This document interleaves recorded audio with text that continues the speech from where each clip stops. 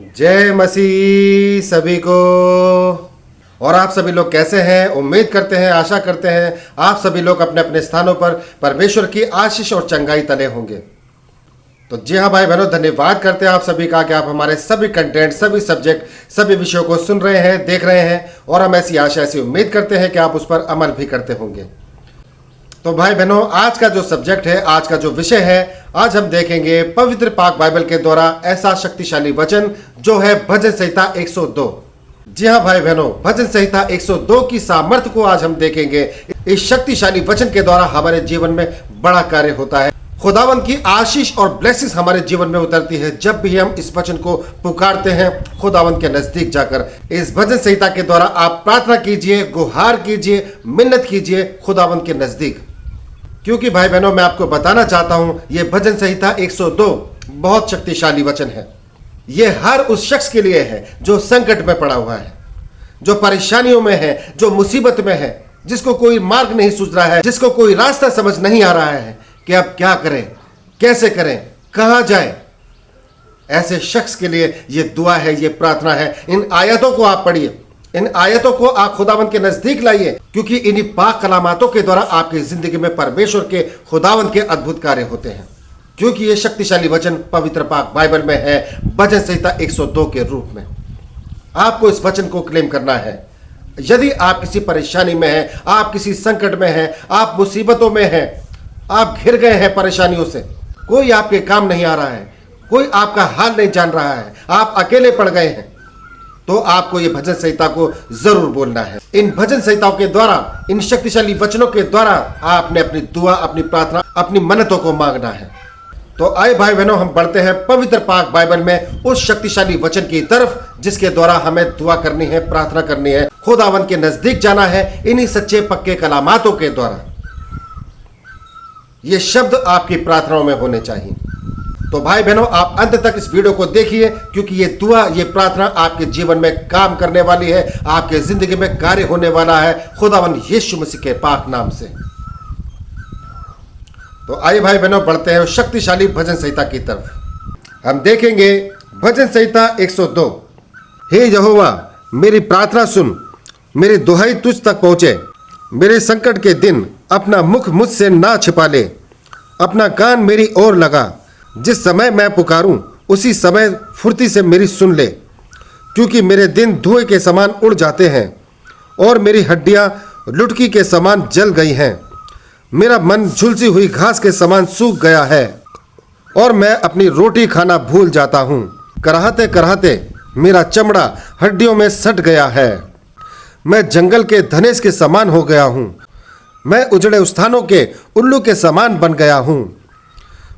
मैं पड़ा पड़ा जागता रहता हूँ और गौरे के समान हो गया हूँ जो छत के ऊपर अकेला बैठता है। मेरे शत्रु लगातार मेरी नाम धराई करते हैं। जो मेरे विरोध की धुन में बावले हो रहे हैं, वे मेरा नाम लेकर शपथ खाते हैं। क्योंकि मैंने रोटी के समान राख खाई और आंसू मिलाकर पानी पीता हूँ। ये तेरे क्रोध और कोप के कारण हुआ है, क्योंकि तूने मुझे उठाया और फिर फेंक दिया है। मेरी आयु ढलती हुई छाया के समान है और मैं आप घास के समान सूख चला हूँ। परंतु हे यहोवा, तू सदैव विराजमान रहेगा और जिस नाम से तेरा स्मरण होता है वह पीढ़ी से पीढ़ी तक बना रहेगा। तू उठकर सिय्योन पर दया करेगा, क्योंकि उस पर अनुग्रह करने का ठहराया हुआ समय आ पहुंचा है। क्योंकि तेरे दास उसके पत्थरों को चाहते हैं और उसकी धूल पर तरस खाते हैं। इसलिए जाति जाति यहोवा के नाम का भय मानेगी और पृथ्वी के सब राजा तेरे प्रताप से डरेंगे। क्योंकि यहोवा ने सिय्योन को फिर बसाया है और वह अपनी महिमा के साथ दिखाई देता है। वह लाचार की प्रार्थना की ओर मुंह करता है और उनकी प्रार्थना को तुच्छ नहीं जानता। यह बात आने वाली पीढ़ी के लिए लिखी जाएगी और एक जाति जो सृजी जाएगी वही यह की स्तुति करेगी। क्योंकि यहोवा ने अपने ऊंचे और पवित्र स्थान से दृष्टि करके स्वर्ग से पृथ्वी की ओर देखा है, ताकि बंदियों का कराहना सुने और घात होने वालों के बंधन खोले और सिय्योन में यहोवा के नाम का वर्णन किया जाए और यरूशलेम में उसकी स्तुति की जाए। यह उस समय होगा जब देश देश और राज्य राज्य के लोग यहोवा की उपासना करने को इकट्ठा होंगे। उसने मुझे जीवन यात्रा में दुख देकर मेरे बल और आयु को घटाया। मैंने कहा, हे ईश्वर, मुझे आधी आयु में ना उठा ले। तेरे वर्ष पीढ़ी से पीढ़ी तक बने रहेंगे। आदि में तूने पृथ्वी की नींव डाली और आकाश तेरे हाथों का बनाया हुआ है। वह तो नष्ट होगा, परंतु तू बना रहेगा, और वह सब कपड़े के समान पुराना हो जाएगा। तू उसको वस्त्र के समान बदलेगा, और वह बदल जाएगा, परंतु तू वही है, और तेरे वर्षों का अंत नहीं होने का। तेरे दासों की संतान बनी रहेगी, और उसका वंश तेरे सामने स्थिर रहेगा। आमीन। तो जी हाँ भाई बहनों, इस भजन संहिता को आप बोलिए, इस भजन संहिता को आप अपनी प्रार्थना में रखिए। खुदावन के नजदीक जाकर आप इन्हीं वचनों के द्वारा, इन्हीं कलामातों के द्वारा अपनी प्रार्थना को रखिए। खुदावन यीशु मसीह के सम्मुख जाकर, जैसा कि वचन कहता है, आपको उसी तरह से दुआ करनी है, प्रार्थना करनी है जैसा वचन कहता है। हे यहोवा, मेरी प्रार्थना सुन, मेरी दुहाई तुझ तक पहुंचे। मेरे संकट के दिन अपना मुख मुझसे ना छिपा ले। जिसका कान मेरी ओर लगा, जिस समय मैं पुकारूं उस समय फुर्ती से मेरी सुन ले। इसी तरह से दुआ कीजिए, प्रार्थना कीजिए अपने पिता परमेश्वर से। जैसे आप अपने पिता से बोलते हैं, अपने सांसारिक माता पिता से बात करते हैं, उसी तरह से अपने पिता से बात कीजिए। क्योंकि जिस तरह से अभी वचन पढ़ा गया है, इस वचन के अनुसार हमें ये पता चलता है, हम ये जान पाते हैं कि कभी कभी हमारे अंदर भी खोट होता है, हमारे द्वारा भी कोई ना कोई गलती हो जाती है। इस जीवन काल में, सांसारिक जीवन में हम कहीं ना कहीं भटकते हैं, और जब भटकते हैं तो कहीं ना कहीं हमसे गुनाह होता है, गलती होती है। और जब गलती होती है, गुनाह होता है, चाहे वो आंखों के द्वारा हो, चाहे हमारे शरीर के द्वारा हो, चाहे हमारी जुबान के द्वारा हो, चाहे किसी भी तरह से हो, और जब इस तरह का गुनाह होता है तो परमेश्वर हमको उसकी सजा देता है। और इस सजा के चलते हम ऐसा महसूस करते हैं कि कोई भी हमारी सुधि नहीं लेना चाहता है, कोई हमारे पास नहीं आना चाहता है। जैसा कि लिखा है, उस गौरैया के समान जो छत पर अकेला बैठा रहता है, वो पक्षी जिसकी कोई संगति नहीं होती है, वो उल्लू जो बीहड़ में अकेला भटकता रहता है। उस तरह से हमारी परिस्थितियां हो जाती है जब भी हम ऐसे समय में, ऐसे संकट में पड़ते हैं। और ये संकट तभी आता है जब हम खुदावंत की आज्ञा को नकार देते हैं। आप सोचेंगे, मैंने खुदा की आज्ञा को कब नकारा, मैंने कब उसके खिलाफ गया? मगर भाई बहनों, कभी कभी हमें नहीं पता चलता है कि कब हमारे द्वारा कोई ना कोई गुनाह हो गया है, कोई ना कोई पाप हो गया है। इसीलिए परमेश्वर यीशु मसीह ने अपने शिष्यों को कहा कि प्रार्थना करो कि तुम कभी परीक्षा में ना पड़ो। इससे जाहिर होता है कि परीक्षाएं तो आएंगी, संकट का समय तो आएगा, इसीलिए प्रार्थना करते रहो ताकि संकट का समय ना आए। जब आप दुआ करते हैं, प्रार्थना करते हैं, तो खुदावंद आपको प्रकाश देता है। आपको पूरे दिन के लिए प्रकाश मांगना है, आपको पूरे दिन के लिए सुरक्षा मांगनी है। अपने शरीर को, अपनी जुबान को, अपनी आंखों को यीशु मसीह के हाथों में सौंपना है, ताकि आपसे गलती से भी, भूल कर भी कोई ऐसा गुनाह ना हो जो खुदा की नजर में गलत हो। और जब हम ऐसा करते हैं तब हम परीक्षा में पड़ते हैं या हम संकटों में आ जाते हैं। और फिर हमें लगता है कि हमारे साथ क्या हो रहा है। मैं तो कलामात पढ़ता हूं, मैं तो दुआ करता हूं, मैं तो प्रार्थना करता हूं, फिर मेरे साथ ऐसी विपरीत परिस्थितियां क्यों आ पड़ी है? इसीलिए भाई बहनों, उसी इंसान का दर्द और उसका दुख यहाँ पर शेयर किया गया है, साझा किया गया है, और उसकी प्रार्थना को यहाँ पे बताया गया है जो बहुत शक्तिशाली है। इसी वचन के द्वारा आपने प्रार्थना करनी है, क्योंकि आपकी भी कैफियत ऐसी ही होगी, आपका भी हाल ऐसा ही होता है। वो इसी भावना को महसूस करता है, कोई मेरे पास नहीं है। मैं रात को सोता हूं लेकिन जागता रहता हूं, मैं लेटा रहता हूं, मेरे आंसू टपकते रहते हैं, मेरे आंसू गिरते रहते हैं, मुझे भूख नहीं लगती है, प्यास नहीं लगती है, बस एक ही बात चलती रहती है, मैं ऐसा क्यों हो गया हूं, मेरी जिंदगी में ऐसा काम क्यों हो गया है, मेरी जिंदगी ऐसी क्यों हो गई है। इसी तरह से भजन लिखने वाले ने यहां गुहार की है, मिन्नत की है, भीख मांगी है पिता परमेश्वर से कि खुदा तू मेरी खैर ले, मुझ पर रहम कर। इस तरह की सोच हो जाती है, इतना घबरा जाता है इंसान, इतना परेशान और हताश हो जाता है कि लेटे लेटे भी उसके आंसू गिरते रहते हैं। ऐसा लगता है कि सूखी हुई घास के समान हो गए हैं, जिसके ऊपर कोई रोशनी नहीं, कोई प्रकाश नहीं है। वो सूखी घास कैसी हो जाती है? उस तरह का जीवन हो गया है जिसमें कोई जिंदगी नहीं बची, सब कुछ सूख चुका है, सब कुछ मुरझा चुका है। ऐसी हालत और ऐसी कैफियत हो जाती है। इसीलिए भाई बहनों, आप भूल कर भी कोई ऐसा गुनाह ना करें जो परमेश्वर की दृष्टि में गलत हो, ताकि आपके ऊपर उसका पलटा ना आने पाए। क्योंकि वचन में लिखा है कि यहोवा ये तेरे क्रोध के कारण हुआ है, और परमेश्वर क्रोध तभी करेगा जब आप उसकी आज्ञा का पालन नहीं करते और परमेश्वर की आज्ञा के विरोध में चलते हैं। कभी कभी जाने अनजाने में हम ऐसा कर जाते हैं। इसीलिए भाई बहनों, आपको निरंतर दुआ, प्रार्थना और इबादत में बने रहना है, लगे रहना है। खुदावंत की महिमा कीजिए, धन्यवाद कीजिए और अपने जीवन को यीशु मसीह में समर्पित कीजिए। अपने रोज के दिन को यीशु मसीह में समर्पित कीजिए। और जब भी कोई इंसान ऐसी परिस्थिति में पड़ता है तो उसकी आयु भी कम होने लग जाती है। इसलिए जैसे वचन यहाँ पर कहता है 23 में, उसने मुझे जीवन यात्रा में दुख देकर मेरे बल और आयु को घटाया। मैंने कहा, हे मेरे ईश्वर, मुझे आधी आयु में ना उठा ले, तेरे वर्ष पीढ़ी से पीढ़ी तक बने रहेंगे।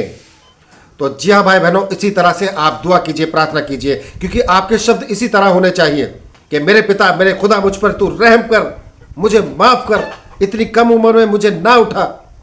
मैं अपनी जुबान से तेरे नाम की महिमा करना चाहता हूँ, क्योंकि तेरे वर्ष पीढ़ी दर पीढ़ी बने रहेंगे। जब आप ऐसा बोलते हैं तो खुदावन आपको लंबी आयु देता है, आपको माफी मिलती है और आपको लंबी उम्र मिलती है, क्योंकि आप वचन कह रहा है तेरे वर्ष पीढ़ी दर पीढ़ी बने रहेंगे। और वो वर्ष तब बनते हैं जब आप अपनी जुबान से खुदावन की महिमा करते हैं। जब आप देखेंगे तभी तो आपको पता चलेगा कि खुदावन के वर्ष पीढ़ी दर पीढ़ी तक है।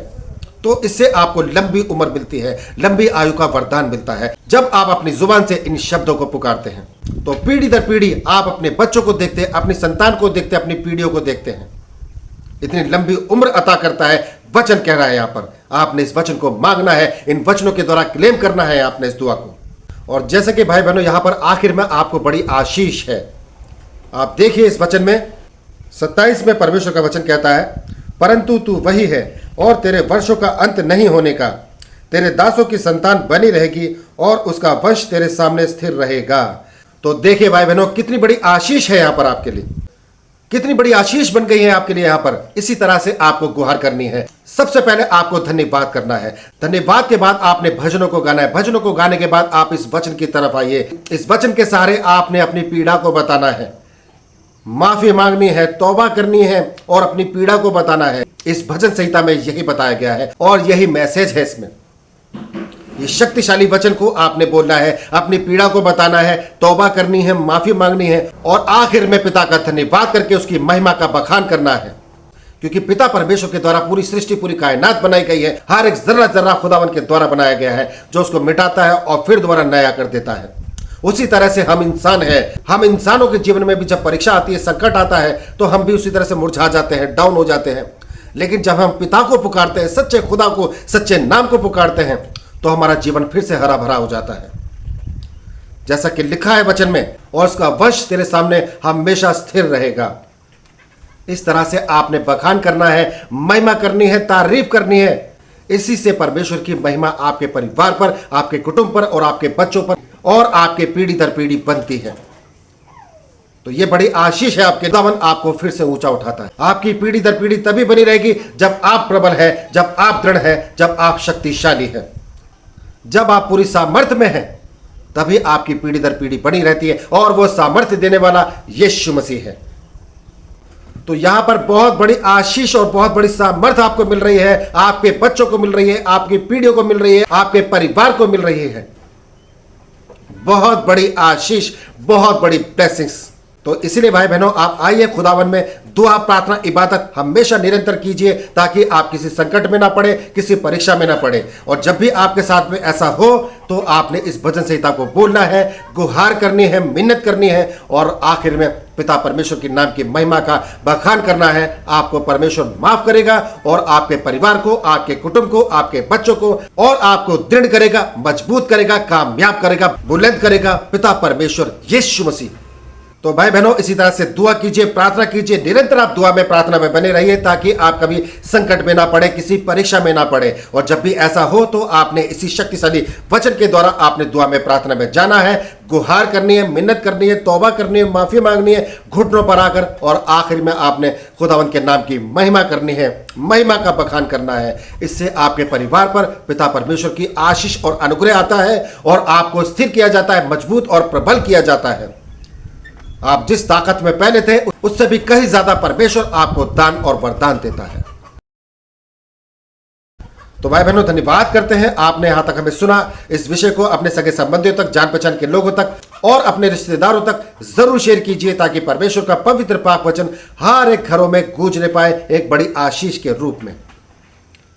तो धन्यवाद करते हैं भाई बहनों। आज के विषय में बस इतना ही। कल फिर हाजिर होंगे नई दुआ, नई प्रार्थना, नए विषय के साथ।